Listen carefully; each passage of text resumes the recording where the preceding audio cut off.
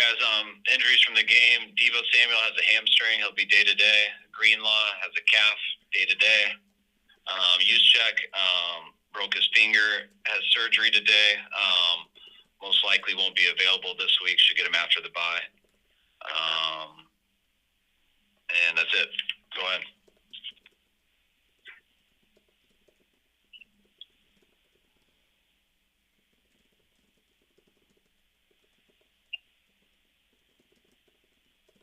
How did Moody Ward come through the game, and how close was he to not playing yesterday? He got out healthy, had no setback. He told us he was playing all week. He didn't get to go full speed really, except a little bit on Friday. But he was, he was pretty adamant that we were playing him all week, so he was good to go. Was he at all limited by his groin injury? Because it seemed like he wasn't playing as well as we've seen him play the last 6 games or so. Yeah, you'd have to ask him with his groin injury. I think he was more limited from just not being able to practice as much here in the last couple of weeks. I think when you don't practice, which he couldn't have because of what he was coming back from, it does have an effect on these guys. And that stuff adds up, especially when it started happening a little bit last week. Is that kind of the reoccurring theme across the guys that came back to play after missing practices this week? Yes, I think the less you practice, I think the worse you get. Kyle, after taking a look at the film of Christian McCaffrey, just how impressed were you with what he was able to pick up in a short time? I was impressed. It didn't seem too big for him. It didn't. Now continue on KNBR 104.5 and 68, the sports leader. Guys, please meet your line. I was impressed with him just in the 48 hours leading up to it. Just him trying to cram a bunch of stuff in and just being able to talk with him. He didn't seem too overwhelmed, and didn't seem the same on Sunday. Did Devo finish the game, and was the hamstring something he came in reporting today? Yeah, he finished the game, but it was bothering him. But yeah, he reported today.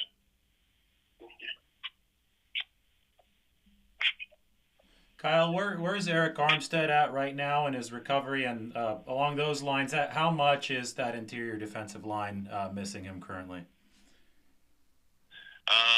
Yeah, we're missing him a lot. Eric's our best player in there, and it's been tough without him, especially the other guys that are missing too. It's not just him, but he's at the top of it. Hope to have him back this week, still continuing his rehab, and we'll see how it goes. But it's not just a thing that we have a timeline on because it's not an exact injury. We just got to wait till it's not flaring up as much. When you have injuries like that and you've got guys who, are used to maybe playing 20, 25 snaps a game and all of a sudden they're playing 50 or more, what is the trickle-down effect of that in terms of injuries and how that affects the defense and really the team as a whole? Yeah, it's huge. You got a lot of depth on the D-line where you got some guys who come in and the depth is good because they're brought here to be kind of like your fifth, fourth defensive tackles, which are situational players.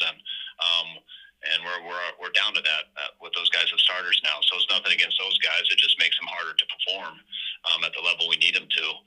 The more they're out there, but that's part of the NFL, and that's why you want depth, and that's why you hope guys can return and not have too bad of injuries.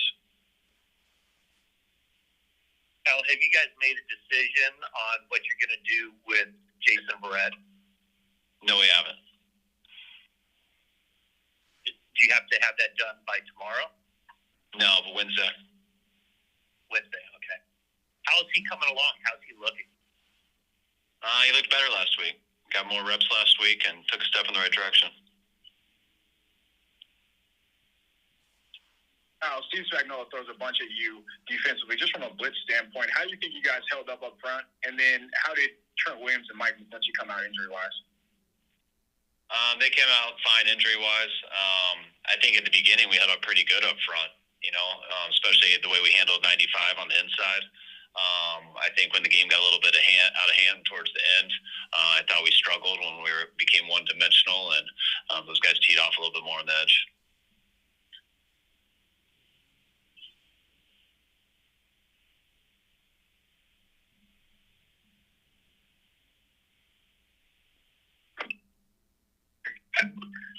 how significant will it be to be without Juszczyk, and how do you compensate for that?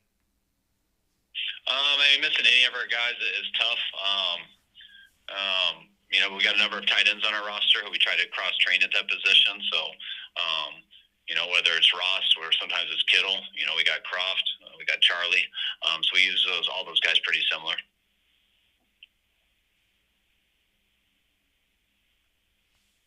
Kyle, is there any rhyme or reason behind your usage rate of screen passes to running backs? I was looking up some numbers. In 2019, you ranked pretty high in the league. The last 3 years, you guys have ranked in the bottom 10 there. I'm wondering if that has correlation with your talent at running back, and if Christian McCaffrey might you know, cause some of those plays to be called more. Everything goes into it. You know, running backs change. Some are better at it than others. I know Christian is good at that, so it definitely shouldn't hurt that stat. I also know our receivers are pretty good at screens too. So sometimes if you know a screen's going to be good, and you know it doesn't matter who's on it, you give it to the guy you think's the best at it. And that's been our receivers here for the last couple of years, but I think our backs are good at it too. I mean, I think they ran a number of good ones here the last couple of weeks, and we'll see if that picks up.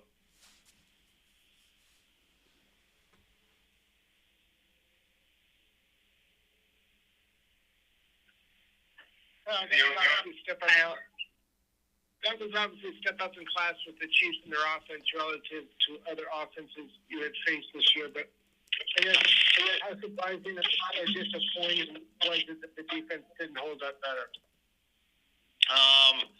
Yeah, I mean, regardless of who we're going against, I think what was disappointed in is I didn't think we played as good as we could, and I think we played a little worse in a number of areas than we've done this year. And especially when you're going against an offense like that and a quarterback like that, that's not the time to take a step back. You got to play your best game, and it'll still be somewhat tough. So I'm not trying to take anything away from them at all. They are a tough team, but we made a couple things too easy on them and gave them a couple extra chances that we shouldn't have. Will you look at or potentially rethink staying back east for 2-game swing? The schedule dictates. I mean, that not based off of these 2 games. I mean, I'll do that based off of how our schedule plays out, what our team says, getting the feedback from our doctors and sports science people, and getting the feedback from our players. Kyle, after the game, Brandon and I spoke about how everybody on the team needs to take a look at themselves and make sure they're accountable for their mistakes. Do you need to address the team at all, or do you think that they already know what they need to do? No, I think BA's just echoing what we say every time in our own meetings. The stuff we say and show everyone and do all that stuff. So I think BA is being a pretty good leader there, and just echoing what we're all saying.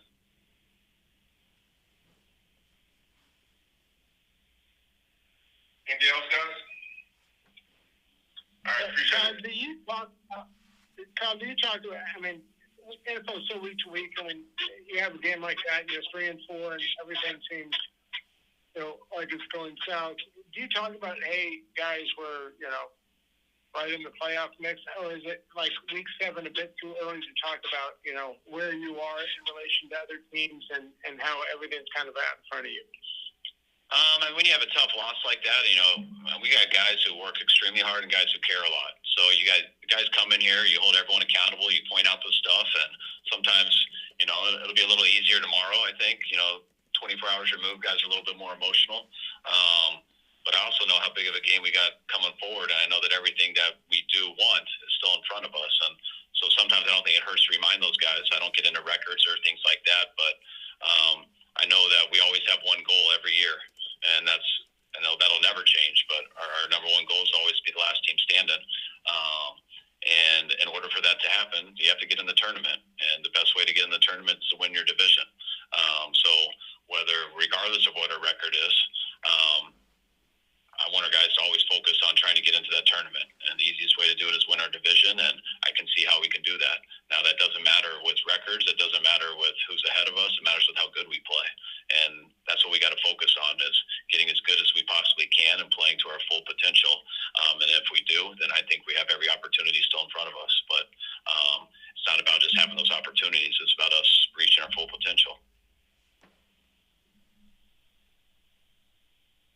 guys. Appreciate it. All right, thanks, guys.